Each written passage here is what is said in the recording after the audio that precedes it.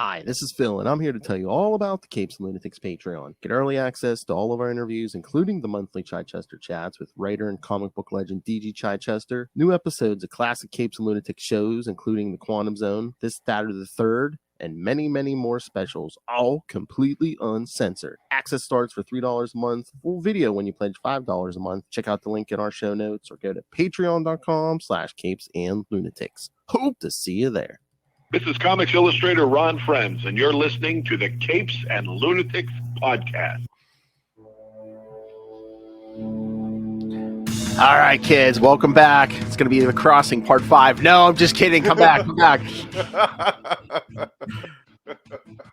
But it is a new episode of Marvel Tales, of course, with myself, Phil, and joining me, as always, that man himself.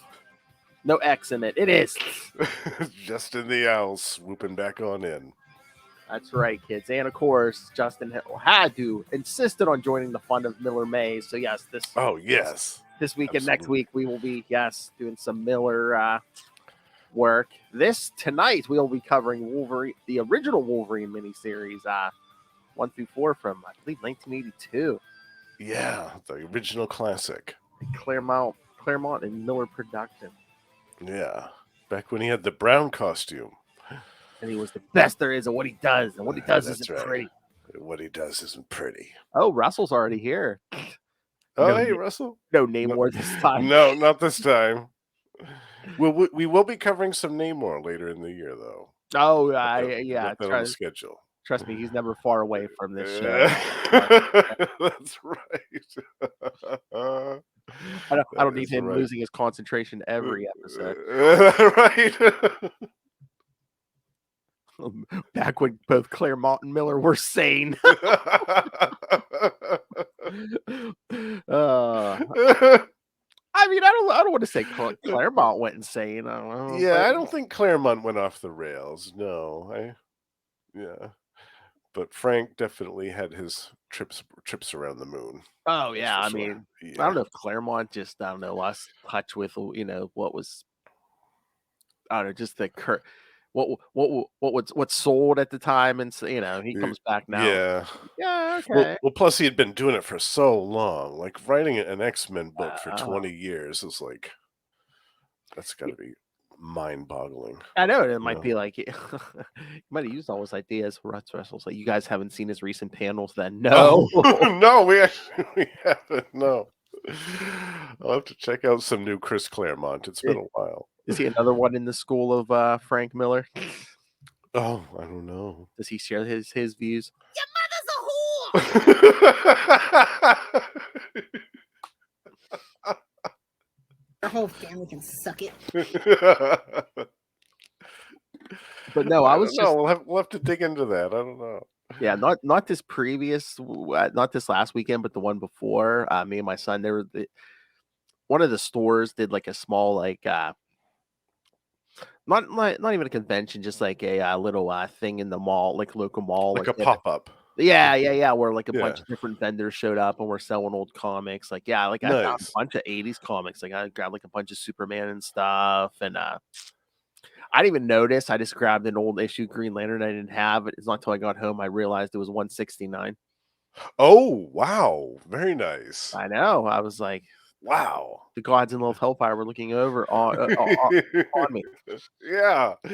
What year was that one? That might have been like an 82 or something. It was, It would have to have been 80s, right? Yeah. Wow. Oh yeah, that original one. Yeah. Nice. But that's a good find. Yeah, but it just hit me because it's like, well, while we were there, I mean, we already had this episode planned, but I saw someone was selling like the complete 4-issue miniseries, like the original issues of this miniseries. I think they want like $275. Oh my God! They must have been in pretty good condition, but I was just like, wow, yikes! Yeah, I actually, after we selected this, I looked online just to see how much it was going for. Yeah, it's way up there. Yeah, it's crazy. What? Russell, I-69 to tube of Reese's ice cream.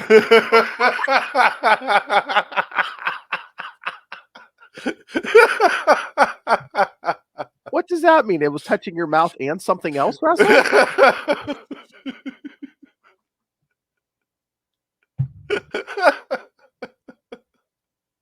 Pictures or it didn't happen, Russell.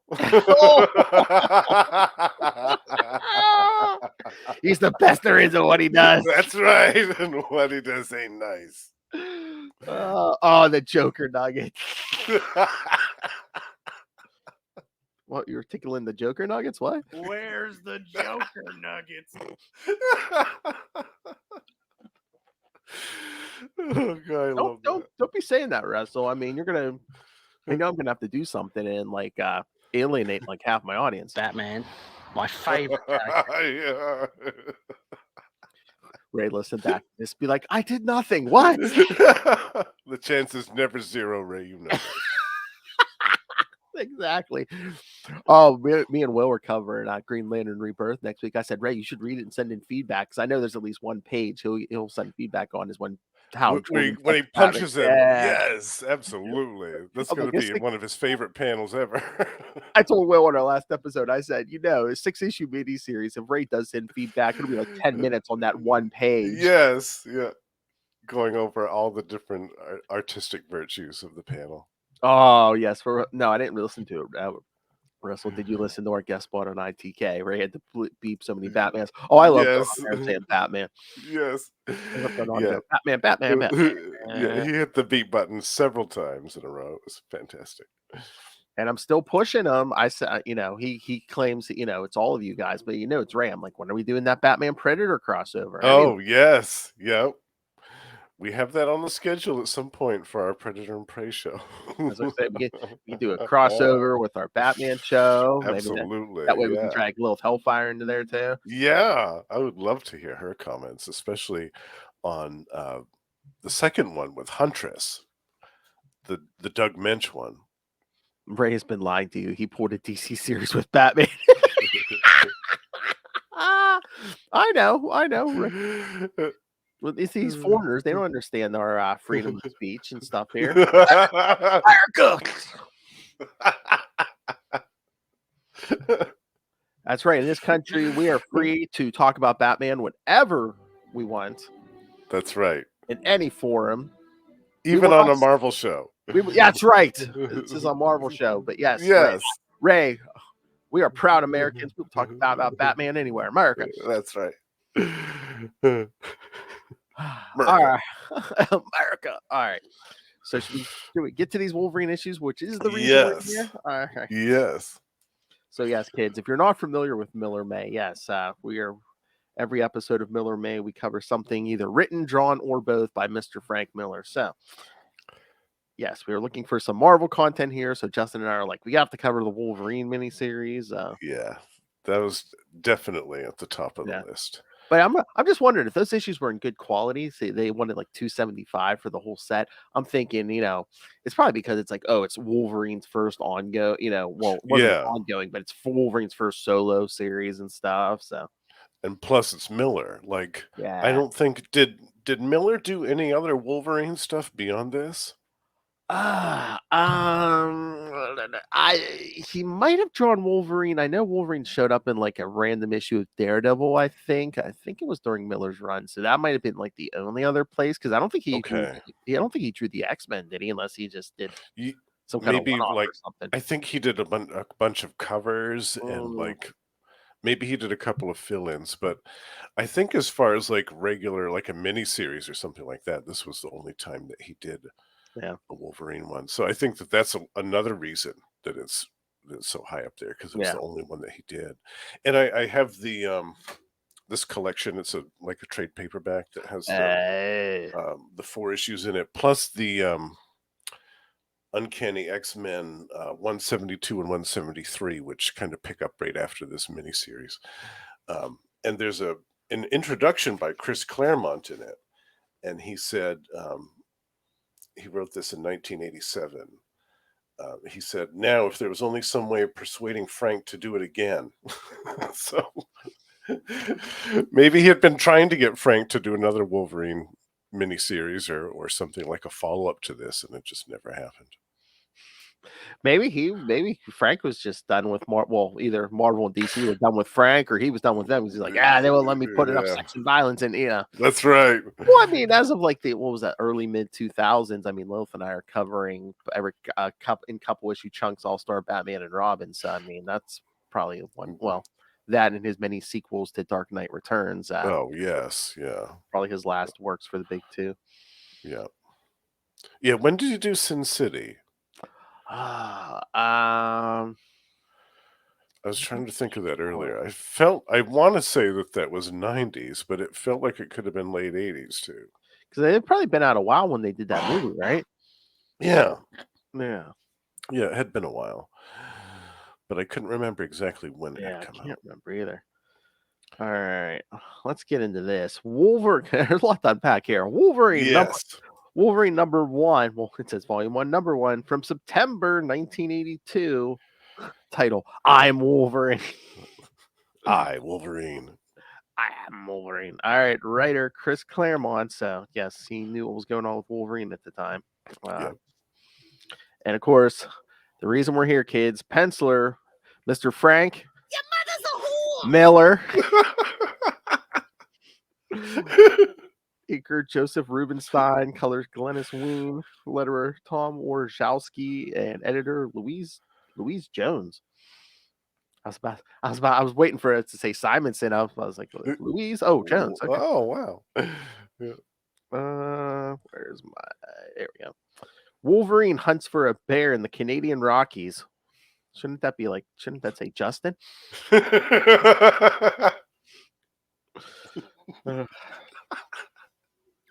Justin's like, don't be ridiculous. I'm going to the Colorado Rockies. Yeah, right. Or no, Canadian Rockies. Yeah, that's too cold. Okay, Lil. Which had an arrow stuck in its back, making it turn crazy and kill at least 15 people. With the bear taken care of, Wolverine tracks the scent of the arrow back to its tracker and puts him on trial. Yeah, here's the judge, here's the jury. Yeah, that's right. Schnick. It's a pretty quick trial.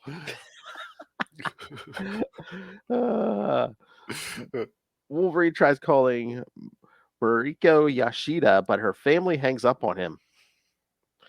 Wolverine flies to the clan Yashida ancestral stronghold in Japan and finds Mariko in the gardens beneath a statue of Buddha, concealing her face. At Wolverine's insistence, she reveals her bruised face, which Wolverine deduces came from her husband, Noboru Hideki. Mariko explains that she had to change commitments upon her father's return. Mariko's husband shows up, and Wolverine intends upon killing him until Mariko averts the bloodshed. Wolverine prepares to fly to New York, but he gets ambushed by poisoned Shrinkins. Wolverine wakes up to find himself in the captivity of Lord Shingen, who challenges Wolverine to a duel with him to prove his worthiness to Mariko. They fight with wooden swords, and Lord Shingen cheats during the battle by kicking Wolverine, who retaliates by drawing his claws. Due to his recent poisoning, though, Wolverine has trouble making contact with the Elder, who ultimately wins the battle. Wolverine finds himself abandoned in Tokyo, surrounded by a mob. Yuko kills them all and picks Wolverine off the ground. So, yes, we go hunting for a bear. Then we go hunting for a guy who goes after a bear. Okay, and I get the whole arranged marriage thing. I mean, it does happen in certain parts of the world, but I'm just like, I don't know. He's only drawing this thing, but that smells of a Frank Miller plot to me. If I've ever heard of it. It really does. Yeah.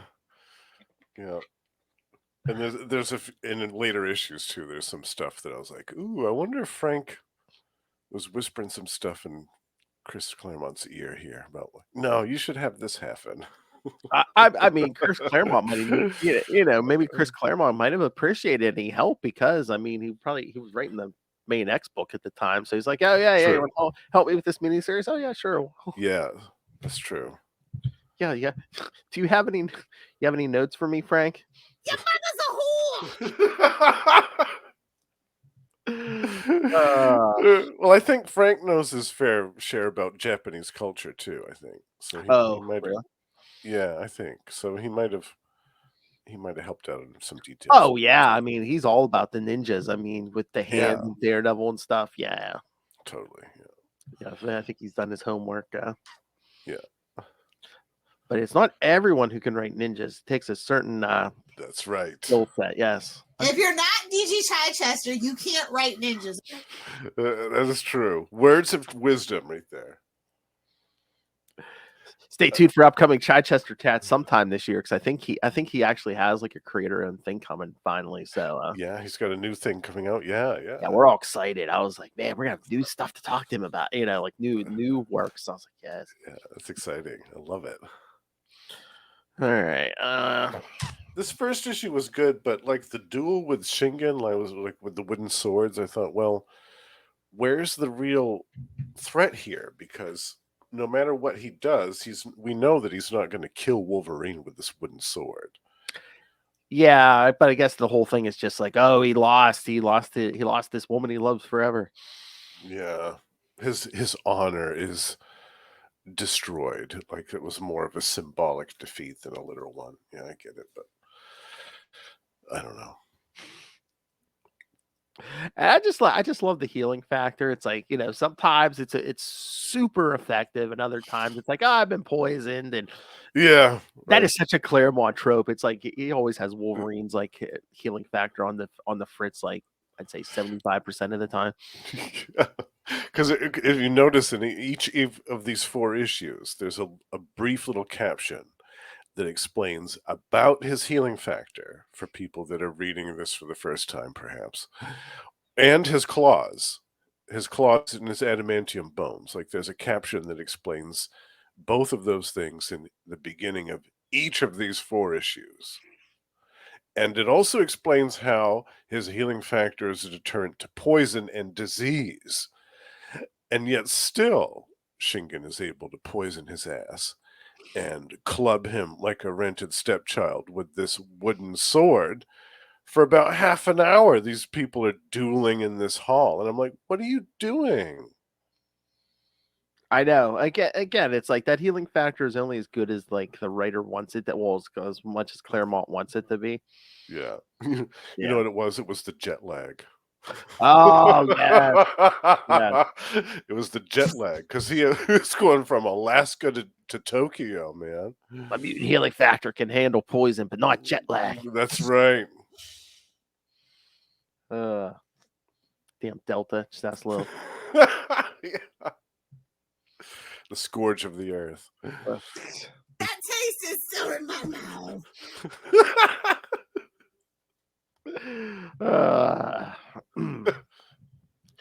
Yeah. But yeah, lots of setup here. I mean, I'm like, why did we get the bear thing? But I guess it's just like, oh hey, like he's doing something. Yeah. Something happened. Yeah. But Well, explain too what he was doing off by himself in the wilderness, I guess. Yeah. I know it's like we don't get to see the X-Men until like the last page of the last issue. It's basically like that was another staple of like, especially to later on in like Claremont's run, like post 200. It's like, yeah, Wolverine will just disappear for like months at a time and stuff. Just gone, completely gone. Yeah, I love it. It's like, where are we at? None of your business. Yeah. Don't ask. And then it will have a little asterisk.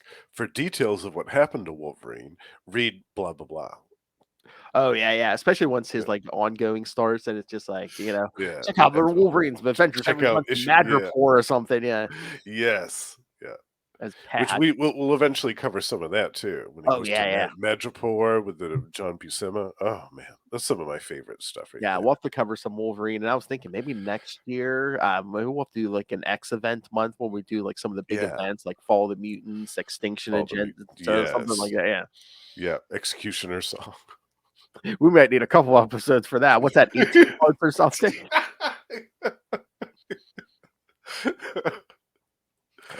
That'll be a month for it. That'll be another crossing, Oh yeah, definitely. We would need a month for that. I think that was the one with the hologram covers too, wasn't it? Was it the hologram? I can't remember. Maybe that was something. Was that the one with the trading cards? Yes, it was the trading cards. Yeah. Yes, Executioner song was the trading cards. Strife. Well, yeah. Strife. Strife and Cable. Yeah. Oh man, the 90s. Love it. Cable. I have a new superhero for the 90s. I call him Satellite Dish.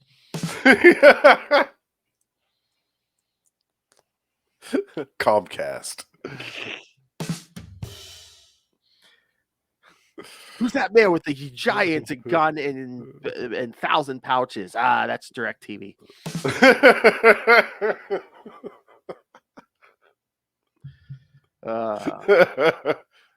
Like I said, I heard a rumor that's like before they came up with the name Cable, that like one of the possibilities on the table was Commander X.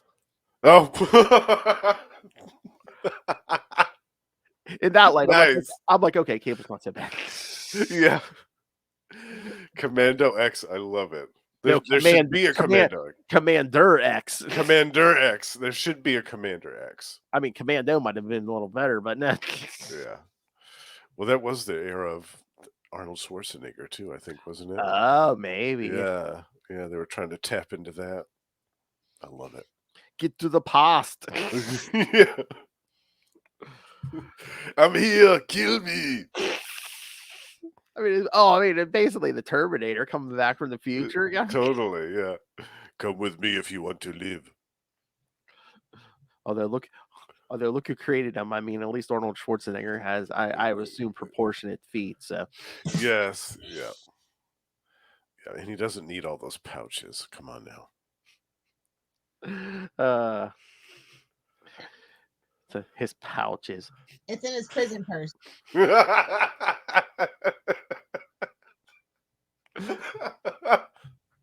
All right, so should we get to issue 2? Yes, I love issue 2. Well, what the heck? I clicked on something and it was. All right, so Wolverine number 2 from October 1982. Debts and Obligations. Looks like the same team. So yes, kids. Now, never forget, never forget, never forgive. Yes, remember, still penciled by Frank Your mother's a whore. Miller.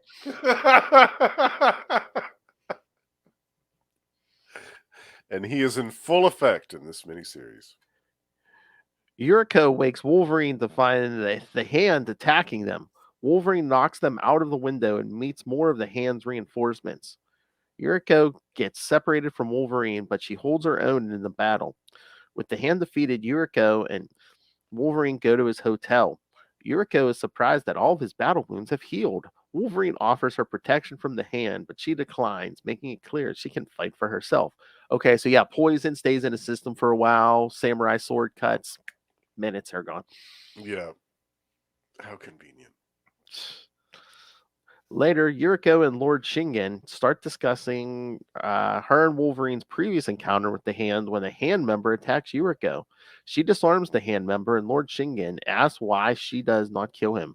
Yuriko replies that the memory of his defeat would be worse than mercifully killing him. Yuriko inquires why Lord Shingen ordered the Hand to actually kill her while it was supposed to be a deception. Lord Shingen says Wolverine would know the difference between sham and reality. Wolverine and Yuriko then infiltrate Lord Yingsen's peace conference with rival crime lord Katsuori. To Wolverine's surprise, he finds Mariko at the meeting. They watch the play Chashinguara, and in the final act, the ninja take aim at Mariko. Wolverine jumps in to save her, and the ninja switches targets to him instead. Wolverine and the ninja actors battle until Wolverine arises as champion. Meanwhile, Yuriko assassinates Katsuori and his wife. Mariko stares at the scene in shock before running away, much to Yuriko's satisfaction. She knew he was the best at what he does, but she didn't see. She's never seen it told out how not pretty it is. Yeah, she got to witness it firsthand, and she didn't like it. Yeah. So what do you think? I mean, I'm like for Wolverine's first like solo adventure, kind of. I'm just like, Okay. I mean, I love this one because in the beginning there's that fantastic fight with the ninjas. And yes. there's that gorgeous 2-page spread where they're just going across the rooftops. It's phenomenal. I love that. Yes. The first time I saw that, I just stared at it. I was like, God, this is gorgeous. I'd love to put this on my wall somewhere, actually. But also, there's a little bit of foreshadowing in this issue, which I really liked. When Yuriko's talking to Logan in his hotel, she goes, Oh yeah. "Your claws," she's like, "those magnificent claws. Wolverine, could I acquire them? I would give my soul to be like you." And of course, we realize later on that did in fact happen. She did get her own set of claws when she becomes Lady Deathstrike. Oh yeah, I read that. I was like, oh, they were planting Uh, that seeds early. I was like, what? You think they planned that, or did Claremont plan that, or was he's like, oh hey, well, this was in the story. Let's pay that off. Well, I read this after I first read Lady Deathstrike's first appearance. I hadn't read this story first. So I went back and reread this, and I was like, "Oh, I wonder if maybe he did intend for her to be Lady Deathstrike right off the bat, because there was that comment in the second issue. Hmm. So maybe that was the plan, to have like a female Wolverine-esque character." Hmm. No, I was just looking this up when you said you wanted like that on your page on your wall. I was looking to see if Frank Miller does commissions Oh, for blank covers. I guess if you go to, maybe if you could meet him at a con on blank sketch covers for a head sketch, it's $650, oh my, and for a full figure sketch, it's $1250. oh my. Yeah, so I can imagine if you wanted something to like hang on the wall. Oh, that's not a Yeesh. comic book cover. Uh, no, I would take just a color reproduction. Thank you very much. Oh, there you go. Where's your printer? It goes. Exactly. Oh, But I also like the action in this issue. There's some oh yeah. later on when they go to the wedding party, and there's that big fight too. I love that. It's great. Yeah, I wasn't sure at first if I'm like, I don't know, first solo adventure, the whole we're really sunk in the Japanese underworld, but I mean, it works. Yeah, if it had been any other character other than Wolverine in this setting, I don't think it would have worked as well. Yeah, But yeah, I this think it fits well. this is pre-patch days. Right.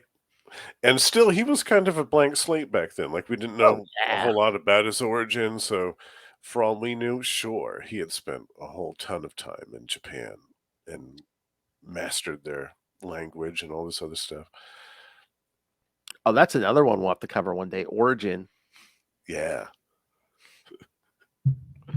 So do you like that? Do you like that we know more, like more about Wolverine's origin now, or should they have just like kept that mysterious? I don't know. I think I always like the less is more Yeah. approach. I think that they've done a little bit too much deep diving into his past. I feel like they should have left a little bit more mystery. I think that's like a modern thing where it's like you have to find out all this with prequels and everything. You have to find out everything about everybody's background and stuff. I mean, there's some Yeah. characters, it's fine not to know their origins. Like if they had not given us a Wolverine origin, that would have been fine with me. The Joker, do not give me his origin. Yeah. Yeah, like over at DC, Phantom Stranger. Like, I'm Mm. fine if we never know who that dude is ever.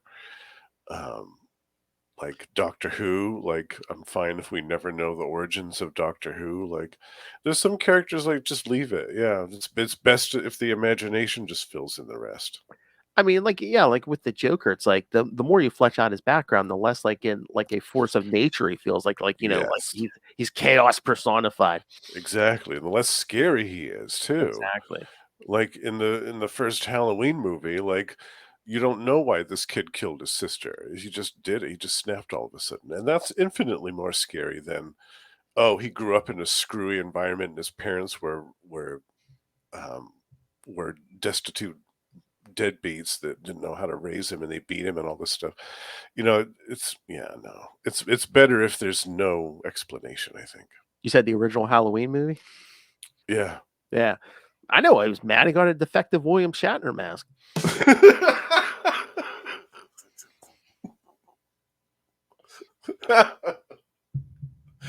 Yeah, there was too much hair on it. Oh, oh my God. Somebody, I saw something, a post one time, and it's like, I don't know what show it was, like Shatner on like an old like 70s show. Some, I don't know which one it Some was. game show or He was something. wearing like he was wearing like overalls or something, or like a like a thing in there, like you can't tell me that's not a Halloween prequel right there. He was doing TJ Hooker, probably. No, maybe. Yeah, that's great. Hooker. TJ Hooker. Your mother's a hooker. Your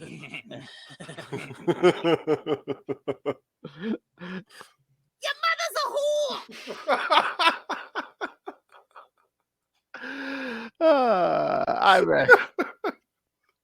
I mean, it's not written by Frank Miller. I'm trying to see if, even when he's just drawing it, I try to see if there's any Frank Miller influences here. I mean, we do have a female villain, trying to seduce Wolverine with that. Yes. Do your puss. Using her feminine wiles, and she's extremely capable and extremely deadly and extremely attractive. Loves that adamantium. Is that adamantium, or are you just happy to see me? How many hours of sleep do you need with your healing factor, Wolverine? Oh, he might be able to recover quickly from yeah. Yeah.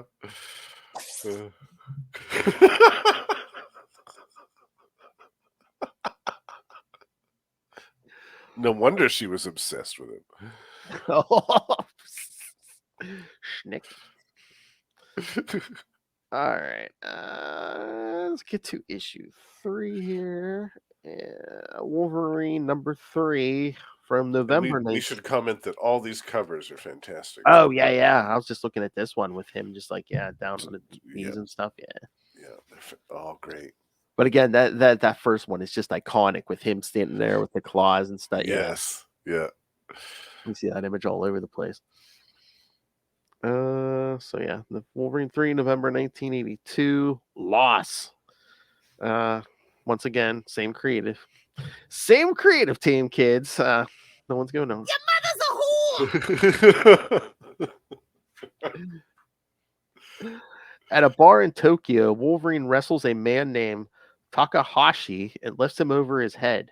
When the man punches Wolverine in the face, Wolverine throws him out the window. So a little Hellfire Saturday night, kids. Not in the face.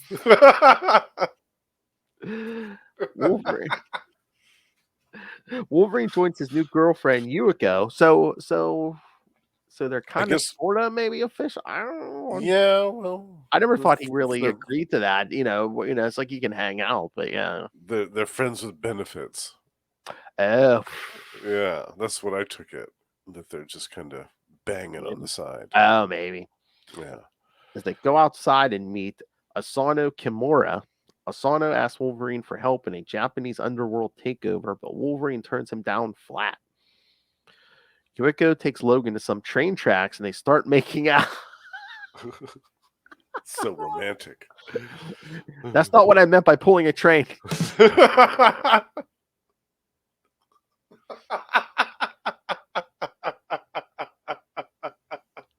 That's right.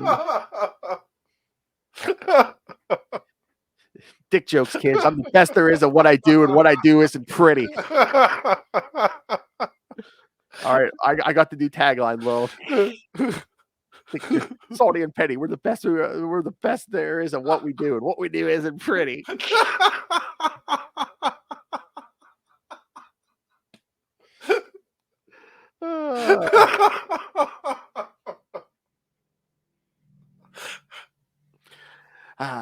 Well, Hellfire created this monster, kids. I'll tell you that. All right.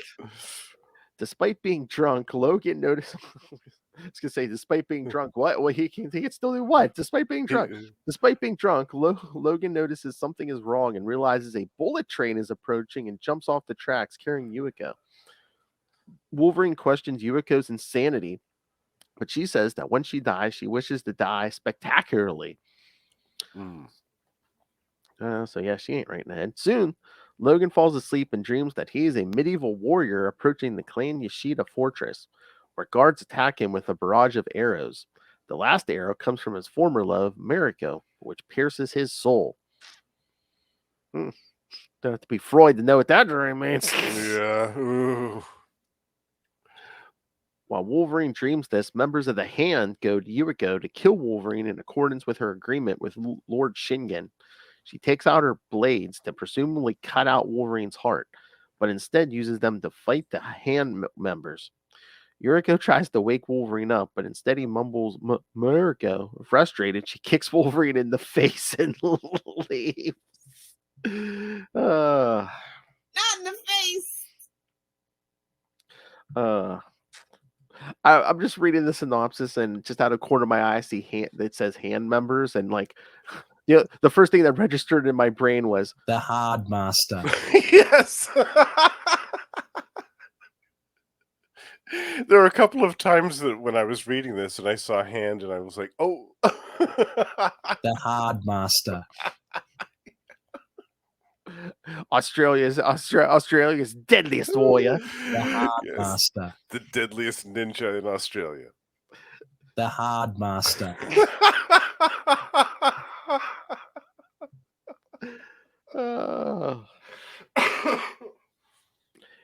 Focuses his mind into a perfect the perfect mode for combat. Sex on the mind. What the F? Tantric martial arts. Go ahead, throw it in. Tantric martial arts. Sausage.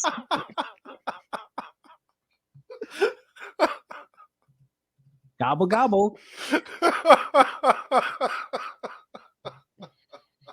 Oh, tantric. Okay, I got you. Rumpy pumpy.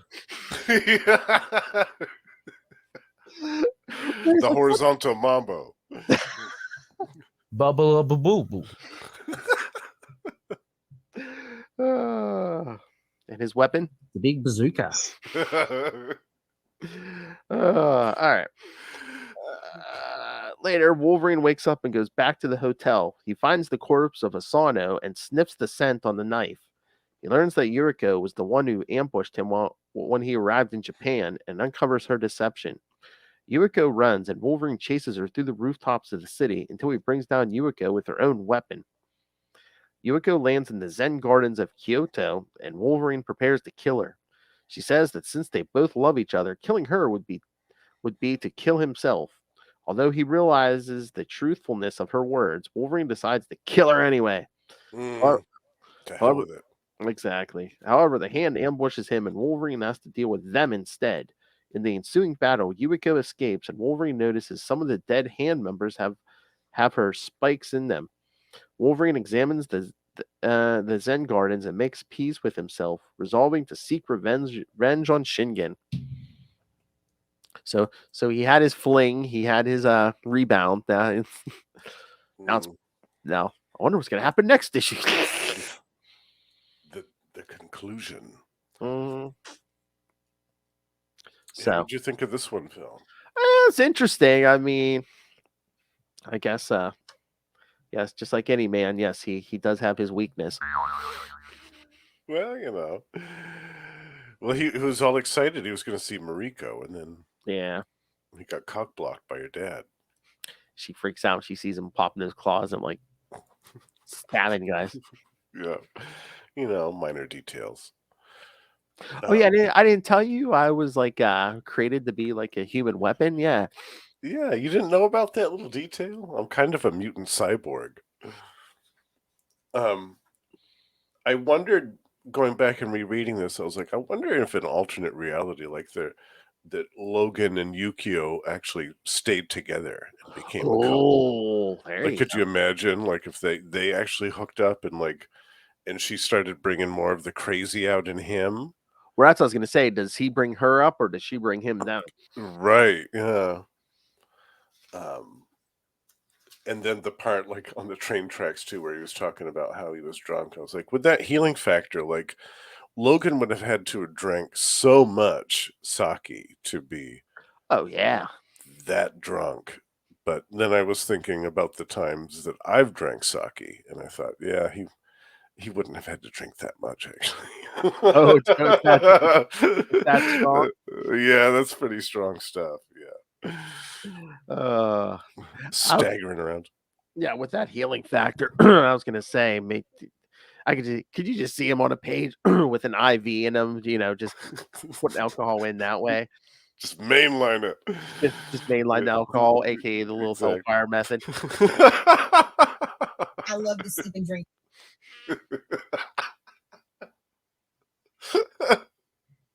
Scream it!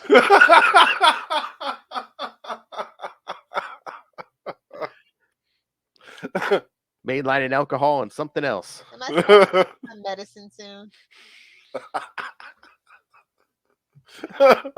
Ugh. And speaking of ninja battles, Eyeballs and penises. I hold them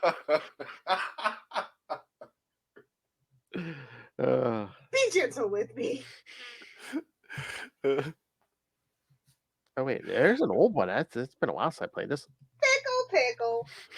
Oh yeah, that is an old one. Pickle. I haven't played that in a while. Pickle. Go ahead, throw it in.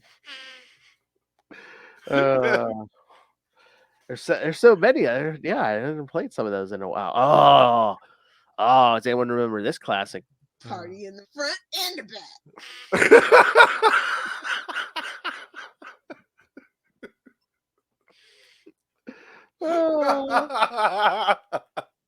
I need it bigger.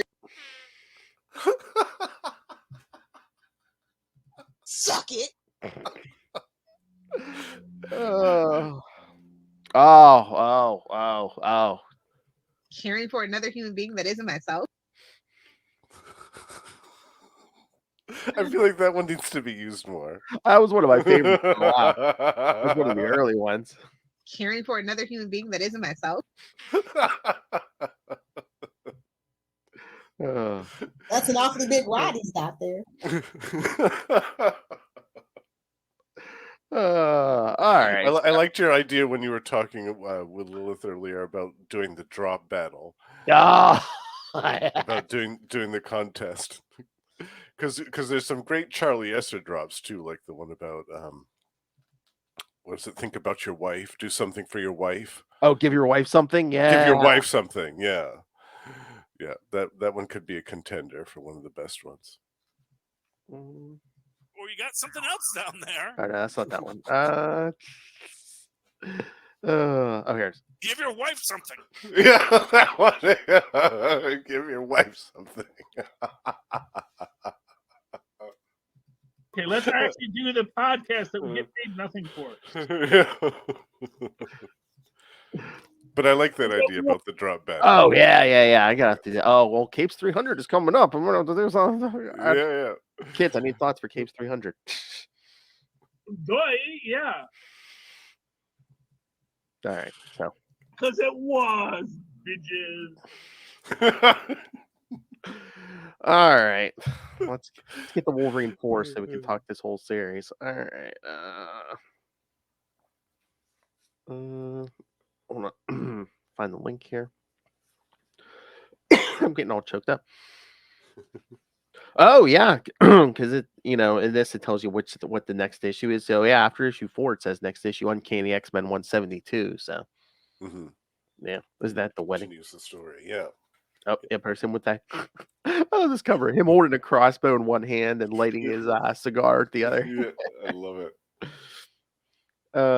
Such a Miller cover. I know. So if there was any more Miller, it'd be holes on the cover. With fishnets. Or an electric costume. It's all flapping in the breeze. Frank Miller, it's all flapping in the breeze and Your mother's a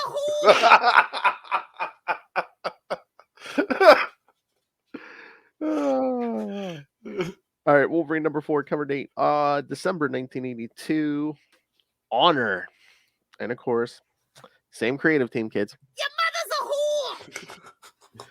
a whore.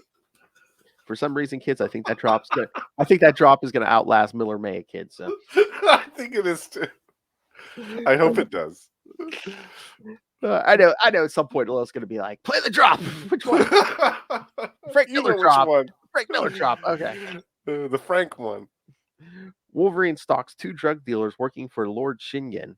Wolverine interrupts their illegal transaction and tells them to inform their boss that Wolverine is coming for them. Hail. Wolverine continues ripping apart Lord Shingen's organization. He has done enough of that this episode. At the ancestral seat of Clan Yoshida, Lord Shingen tells his advisors that since he has assigned his finest ninja to kill Wolverine, they need not worry. However, a messenger brings Lord Shingen a box containing ninja hoods and a note saying, "Tonight." Shingen tells his advisors to summon the Hand and decides to stay and face Wolverine with honor. Armed with ninja weapons, Wolverine prepares to confront Lord Shingen. Meanwhile, in the family history room of the clan Yoshida, Mariko Yoshida wonders how she should deal with her evil father. She considers killing him, but realizes that by destroying him, she would also destroy herself. Well, get that boyfriend back in here. You don't have to worry about that. Yeah, have him do it. Yuriko tries to sneak into the stronghold, but the Hand soon capture her. With Yuriko in captivity, Shingen frees her and humiliates her in battle in front of Mariko, who attempts to stop her father. Shingen gets a message from the radio, but it is suddenly cut off. Realizing Wolverine has arrived, Shingen prepares to face him while Noboru Hideki takes Mariko to escape on a helicopter. They run into Wolverine and Noboru Hideki tries to gun him down, but Yuriko kills the crime lord. After a brief kiss, Yuriko leaves and Wolverine lets her go. I love it's like the message from the radio suddenly cuts off. Well, that ain't the only thing getting cut off tonight, kids. Lord Shingen and Wolverine face each other. Shingen wielding the honor sword of Clan Yoshida and Wolverine his claws. They charge at each other and Shingen draws more blood at the first strike.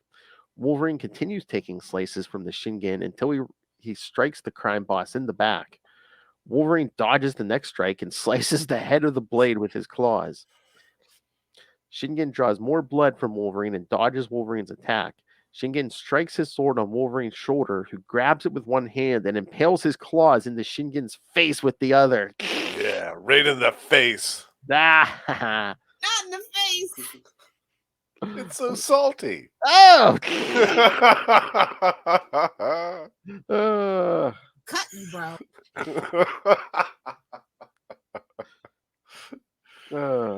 You gotta finish with that sack. Thank you, Love Hellfire. I'm 12 when you need me to be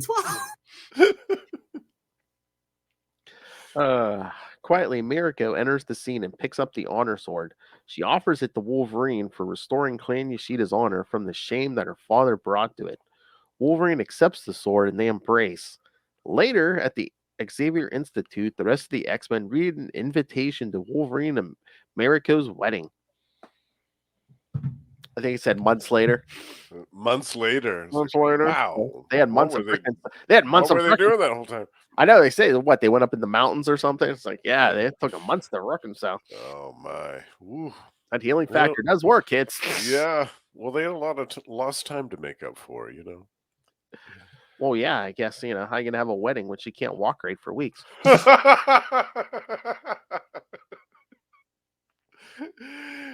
Yeah, right. We need at least a month before she gets that attraction. Unbreakable bones, kids.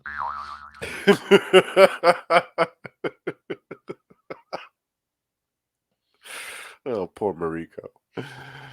But yeah, that's I keep coming up with X-Men stories. Yeah, we should cover the wedding, those ones. So we would do that follow up at some point. So yeah, those 2 issues are really good. Yeah, it has the Silver Samurai and the Viper in it, which is cool.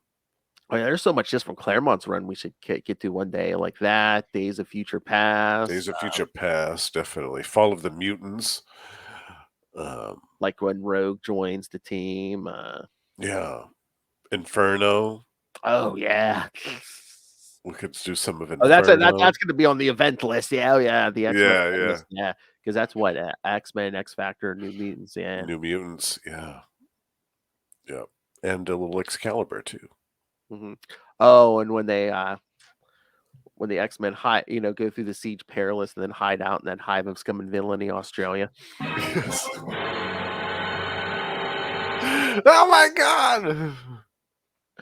I loved those years. I loved I those know. As a kid reading those, for the longest time, I thought all of Australia looked like the outback. I was like, oh, years. there's like nothing down there.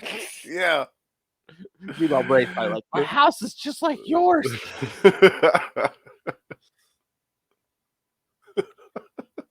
Except the spiders are like this big. Right.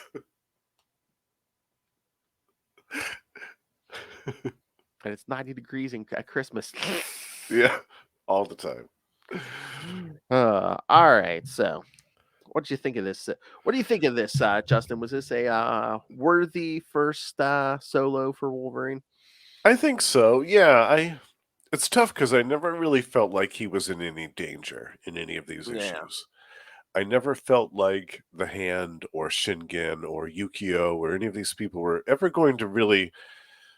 I mean, they could put a hurt on Wolverine, but I never really felt like he was in any mortal danger from any of them. Yeah, I mean, If is that like the danger of like a Wolverine, where it's like unless you like nerf that healing factor, it's like exactly. you really can't physically worry about him, but it's like I guess you have to give him other things to lose, like like true love or Right. honor. Yeah.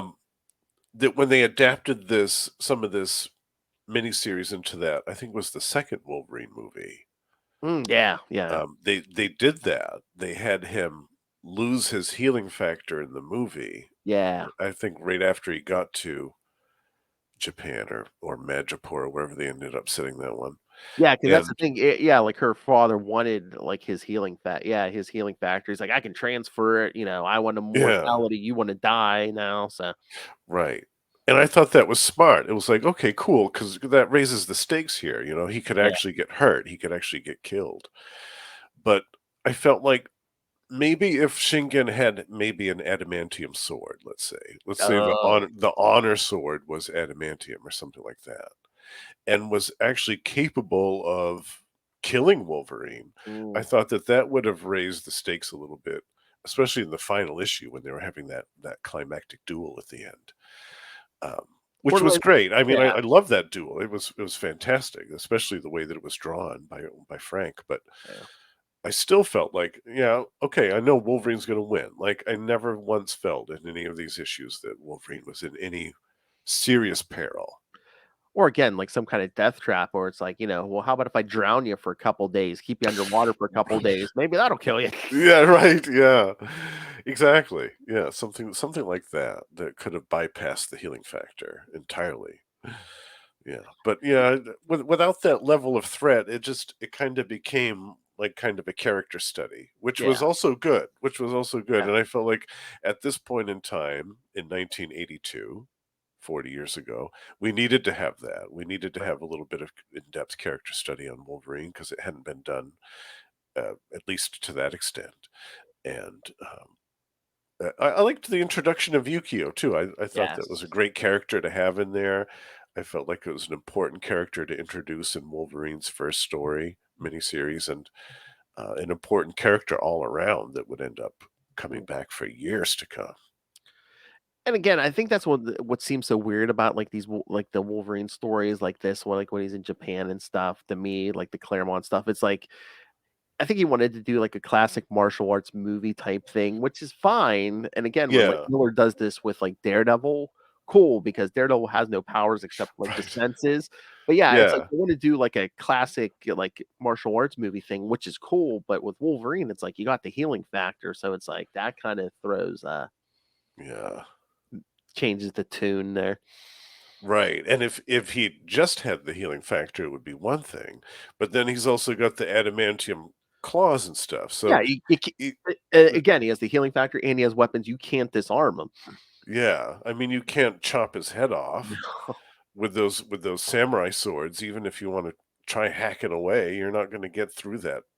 You're not going to get through that bone unless you have an adamantium sword, which is what I thought. Having a weapon like that, and maybe having it be a surprise to Wolverine, to have him go up against this sword and be like, "Oh, he can't do any damage to me with this," and then all of a sudden, the adamantium slices into him, and he can tell that Yeah. it's a different type of metal. He's like, "Oh, uh-oh, this actually might be more dangerous than I thought." Well, you might have hit the nail on the head. If this was modern Frank Miller, they would be trying to like slice through that neck bone, and it's like there'd be blood all over the floor. You know, his neck would be a whole bloody mess with skin just hanging off, and pulpy and nasty. Yeah, and the women would be showing more skin. Yeah, that'd be modern Frank Miller. Totally. Fast forward another 10 years after this, and that would have been the result. Although it's America, so maybe it's like your daughter's a whore. Your henchwoman's a whore. Your assassin's a whore.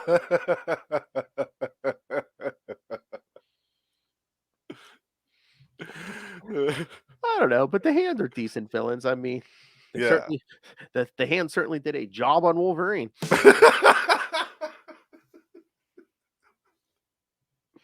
They gave him quite a working over, you could say. I wonder if my wrist is ready for that.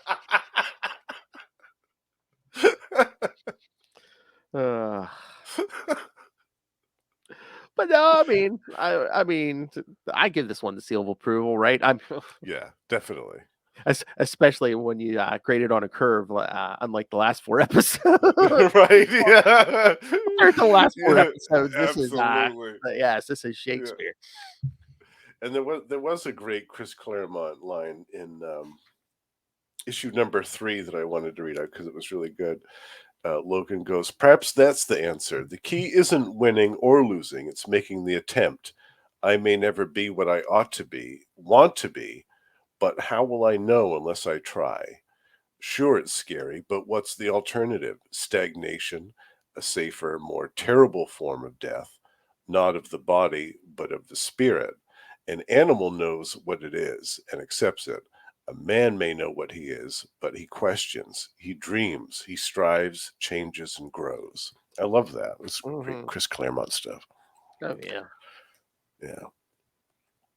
So yeah, I love this miniseries, even though, like I said, it doesn't feel like Wolverine was in any danger. It was still a good story. Oh, yeah. Great artwork, great script, great characters, and a great setting for Wolverine, which would influence the stuff that came later, which I actually like better. The Claremont and Buscema stuff is definitely my jam. Oh, when yeah. When he goes to Madripoor and becomes Patch and hangs out with Tiger, I just love all that so much. Oh, yeah. We even get an issue 2 with Joe Fixit, right? Yeah. Yeah. Yes. Yeah. Oh, so good. I was trying to find. We'll cover that eventually too. Some of that stuff. Definitely. Yeah. I was trying to find the link. I saw an article this morning. It was about the Claremont run, and I'm trying to remember the exact phrasing, but they're like, "How many times have the X-Men said in Claremont's run?" It was something like, they would say something to someone, "Oh, you want to try to kill me? Well, try it." I forget the exact phrasing, but it was like there must be a huge occurrence of X characters saying to enemies, "Yeah, you're gonna kill me? Yeah, go ahead, try it." Go ahead and try it. Nice. I love it. Well, like I said, if you write something for like 20 years solid, like there's bound to be a little bit of repetition that happens in there. And it's so weird because it's like, you could see he like gets this, he does certain subplots, and it's like, yeah, I'll get that in like 5 years. Right. What I loved was, and you'll probably remember this too, that when they were running Uncanny in the 80s, they were also doing Classic X-Men. Yes. Which was the reprints. And for a while, I was collecting both at the same time. And it was great because when I was reading what was the contemporary Uncanny X-Men, I was reading the introductions to like the Shadow King and stuff like that. Mm. And then like maybe the next month or two after that, the Shadow King would come up in the regular X-Men book, the Uncanny title. So it was great because I could kind of get an introduction to some of these characters from the 70s. Oh yeah. And then in the 80s, when Chris Claremont was still writing it, was bring these characters back and making new plots with them. It was fantastic. And I mean, classic X-Men was good because it did reprint that stuff you probably hadn't read before, but then they like started doing like original backup stories to like flesh Yes. out some of the stories. Yeah. And that had some great artwork. I think John Bolton did a bunch of those, and they were gorgeous, those backups. And that was another good reason to get those classic X-Men too, because it did have those. They were like little, like you said, they kind of fleshed out some of the stuff in between the stories, and filled in some of the like what happened when so and so went off and did this thing. Oh, okay. Yeah. Well, this is what happened. Yeah. Yeah, that's where I read a lot of the older stuff is like classic X-Men and not the name check, but for all the old Spider-Man stuff, Marvel Tales. Marvel Tales. Yeah, me Yeah. too. Yeah. Yeah, it was great because you got to get, for a while they were doing the Marvel team ups. Yeah, They because were reprinting those. yeah, I think it might have been like a full year, but for a while there, they were like doing like all Marvel team ups, and it was like, it's anytime Spider-Man teamed up with a mutant. Yes, yeah. Because in the very early 90s, there was that huge mutant boom thing. Yes. And that was the way for a while that they were advertising Spider-Man, the non-mutant superhero, Yes. to distinguish himself from the mutants. So Well, yeah, mutants were huge in the 90s. Oh yeah, there was a big run where it was just like, it's like Iceman, and then next to it would be Beast, and then like maybe Nightcrawler, Spider-Man and Nightcrawler, and it's like, wow. Nightcrawler, yeah. And then all the X-Men, yeah. Mhm. And then some of those Marvel tales, like they would slap new covers on them on like the old story. So like sometimes you get like a Spider-Man from like the like late 60s, early 70s, but it's like you have like a Todd McFarlane. Todd McFarlane, yeah. Dr. Octopus Tentacle with Todd McFarlane. Yeah. I remember the death of Captain Stacy cover. Yes. Todd McFarlane. Yes. Yeah, yeah.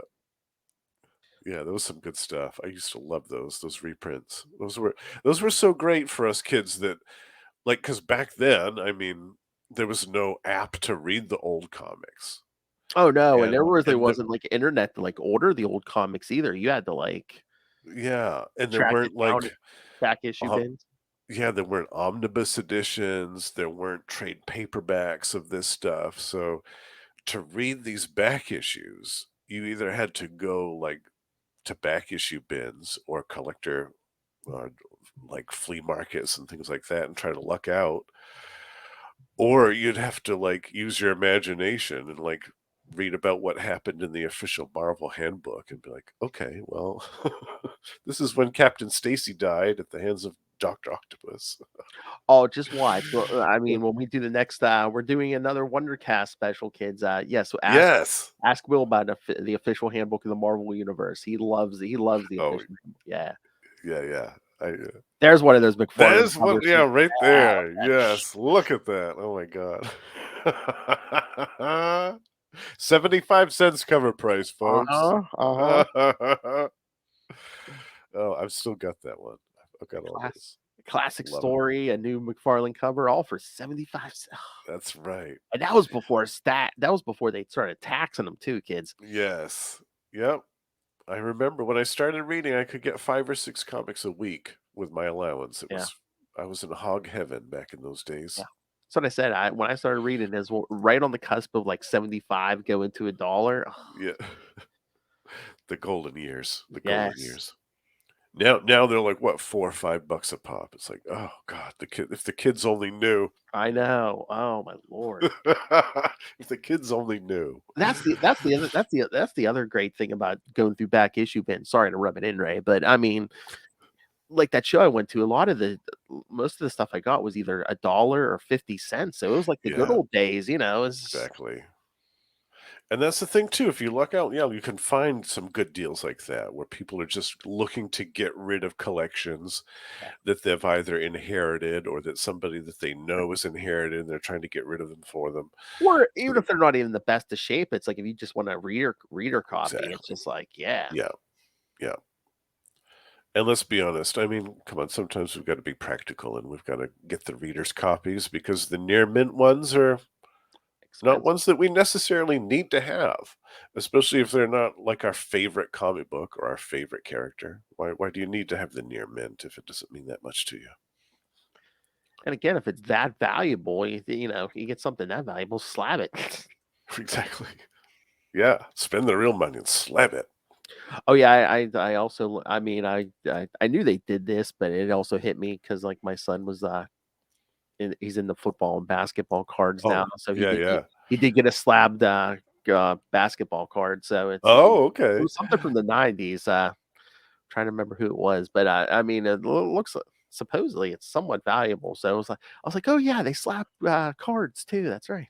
Nice. Oh, I wonder how much it costs to slap cards. Because I still have a bunch of like my DC and Marvel sets from the 90s, the cards. Oh, wonder how Ah, much those are worth. I don't know. That's what I said. I wonder what it costs to like slap each individual card. Because I The got 90s ones, I'm not sure. I don't have very many of those myself, actually. Look at that, kids. Look at that. Wow. Look at that. Look at that. You might have a gold mine right That's there, what I'm Phil. saying. Yeah. Yeah. Because these are in pretty good Wow. shape. Yeah. Yeah. And you've got a ton of them. I used to have more. Like they had like individual like Spider-Man and Ghost Rider and like They did. They had sets for a while, didn't they? And they were doing I like did have some of those, and I don't know if I got rid of those ones, but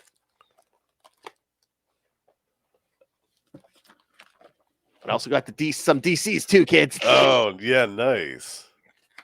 Yeah, DC was doing that for a while too. Yeah, you might have a couple of gold mines there, Phil, possibly. The DC ones had holograms too, kids. Oh yeah. Don't get rid of those. Yeah. See, those are always big money. Like even like a lot of people might not remember the Ultraverse comics from the 90s, Oh yeah. but I do, and I love the Ultraverse. And for a while, the Ultraverse were doing hologram covers, where the entire cover was a hologram. And those comics today aren't really worth a whole lot of money. If you look at them, you can still find a lot of them for $1 or so. But those hologram covers are still fetching a high price. So even the comics that nobody really cares about, if it has a hologram on it, the Oh the yeah. value automatically goes up. I don't know if any Death of Superman. Got a Oh couple yeah, of those. I've got a couple of those. I All think. right, who knows if this ever is going to be valuable? But I actually have a few cards for the Batman and Batman Forever Oh, movie. oh yeah, Batman Forever. Oh my god. God, I wiped that from my mind. I didn't even remember I had this. Yeah, you could definitely sell those and get rid Yeah. of Oh those. yeah. I absolutely probably get something for it. But I'm always like, I mean, at this point, I'm always like, if I just sit on these and just like, wait till I'm dead and just like I told my kid, I'm like, you can have these when I'm gone. So Yeah. Have fun with it. if he Yeah, plays I totally. if he plays the long game and waits another couple decades, yeah, those things might really be worth something. Absolutely. Yeah, I've told my partner, I said, I've got the first appearance of Deadpool, I've got all this, I've got all that, and it's worth X amount of money. So if I pop off before before you, you're welcome to all of it. Have fun selling it all. I know.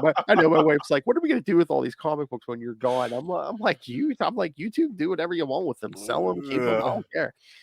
I was telling everybody, I said, turn them into a funeral pyre. Put like Oh, go down to the beach and get like a big pile of my favorite comic books and put my body right in the middle of it, light it on fire, and let the birds come and pick the bones clean. It'd be fantastic. where I was almost thinking. I mean, not to get too morbid, kids, but I'm like, buy myself like a nice little box for my ashes, and just like tell them like, here, put these couple some of my favorite comics in this box with my ashes, and then just bury that Yes. somewhere or something. I love that. Yeah. Spend eternity with your favorite comics. Yes, I love that. Finally get a Well, chance. what's it that Mark Grunwald? Yes, Wasn't he? Yes, he was cremated, and his wish was to have his ashes mixed in with the ink that they printed in one of the Yes. runs of Squadron Supreme. That's what it Yes. was. Yes, I knew there was something like that. I love that so much. So Oh, he's God. literally in his work, kids. Yes. Because I remember I was all excited. I got like one of the trades of Squadron Supreme, and it had the like original intro in it. But at the bottom of the intro, it says, "This edition does not contain any ashes." I'm like, God, Oh no!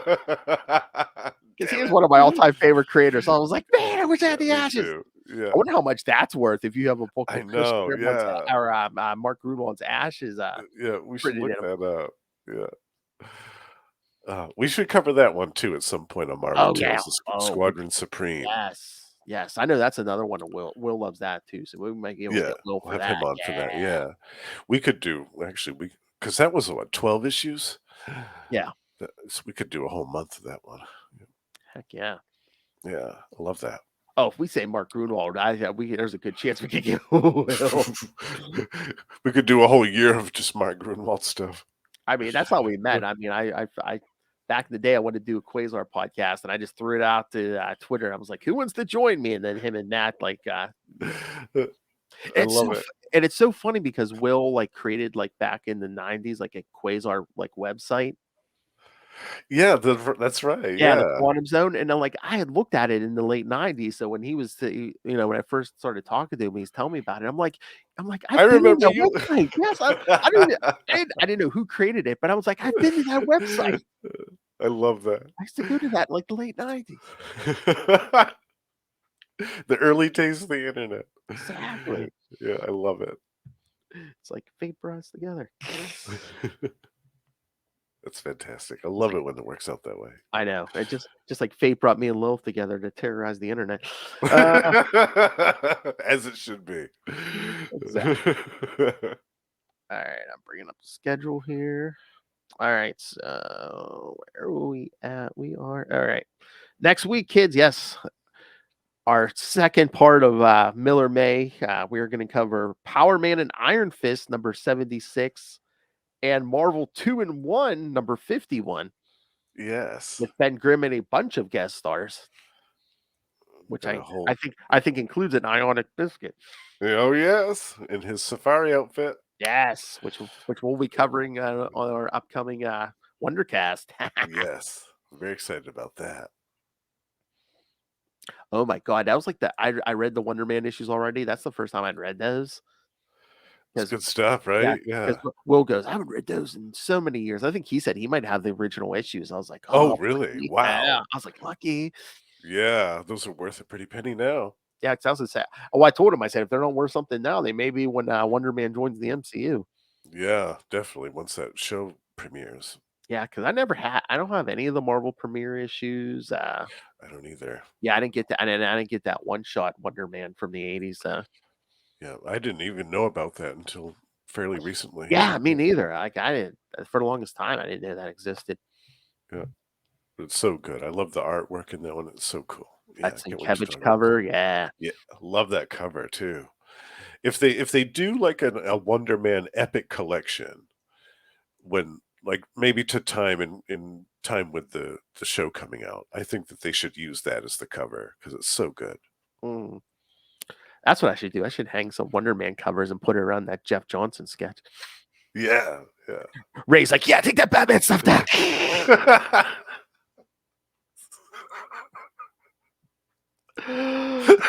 Take that Batman stuff down. Oh, that's like the one Spider Cast. I was talking to him and Dave Finn, and Dave was like going on about that Spider-Man poster, and he's like, oh, I love that Spider-Man poster, and then and they're all, and Ray was like, yeah, he's got a lot of great stuff there. He's like, except for that Batman stuff there. Except for that Batman stuff. He said to take that Batman light down. I'm like, no. No, it has to stay there. Exactly. All right, and then in 2 weeks we're gonna get to one of Justin's first picks, New Mutants Annual 2. Yes, Featuring my girl Betsy Braddock. Yes. And then we'll round out the month with One of your my picks. picks. Yes. Fantastic Four 265 and then 358 and 359. I wonder what those are about. Yes, I wonder why.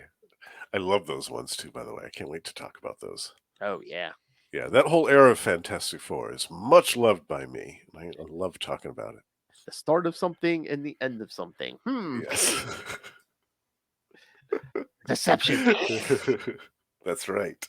The original Secret Invasion. Oh, Oh. Johnny Storm got secret invaded.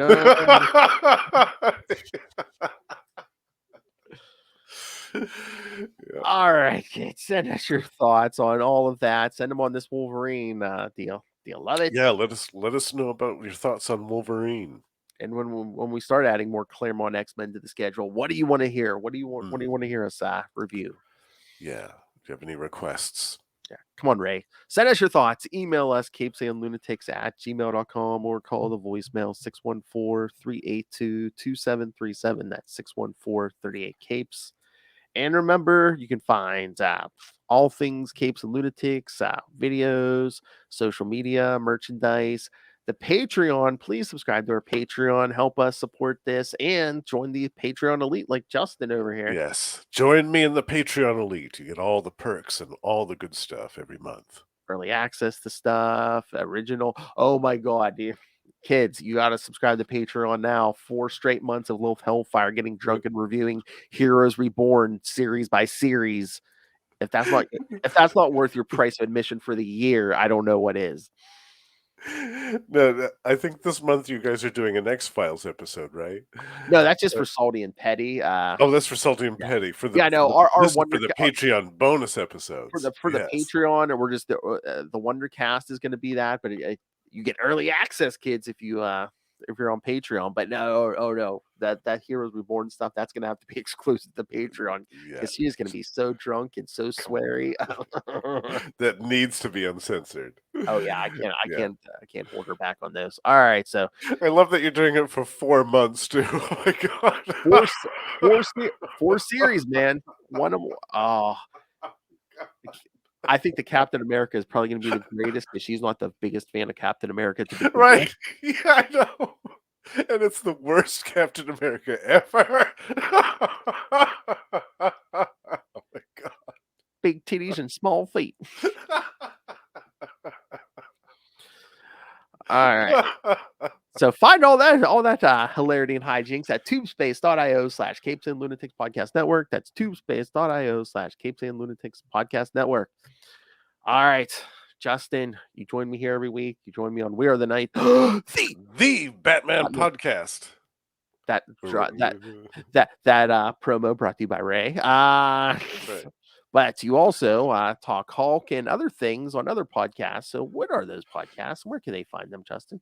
Over on Gamma Charge, the strongest podcast there is, which actually Phil was a guest on our most recent episode where we talked about a couple of issues of the classic Peter David run, guest starring Doctor Strange and Biscuit Namor.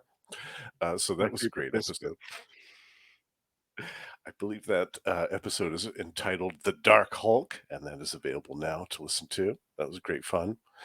But we're available twice a month over on Gamma Charge, and beyond that, you can find me and Russell with our good pal Ray over at Predator and Prey, a Yautja podcast, where we talk about everything to do with the Predator, including the brand new Marvel miniseries written by Ed Brisson. We had the great pleasure of talking to Ed recently and getting his thoughts on the series, which was great fun. And besides those, I'm still working on a couple of other projects, including The Lost Library of Legends, a comic book podcast dedicated to the unsung and undiscovered comic book gems of the last 40 to 50 years. Ooh, nice. And any hints on what the first episode's going to be? The first episode, I'm actually going to cover my favorite standalone comic book series of all time, which ran for 14 issues.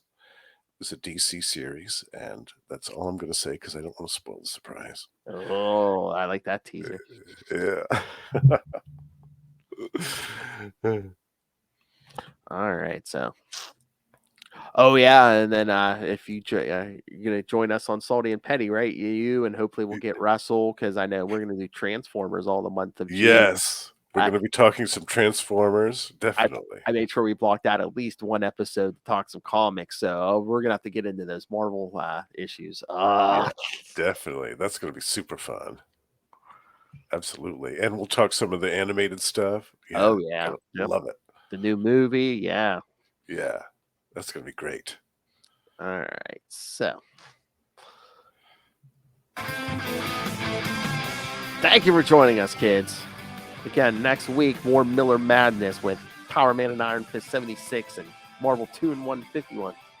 That's right. Your mother's a whore. Another cigar smoking superhero, Ben Grimm. Was anybody smoking a cigar in the Power Man and Iron Fist one? I can't remember. I want to find out. There's got to be at least somebody. All right, kids, join us next time. And remember, what he does isn't pretty. Well, I don't know. Good night.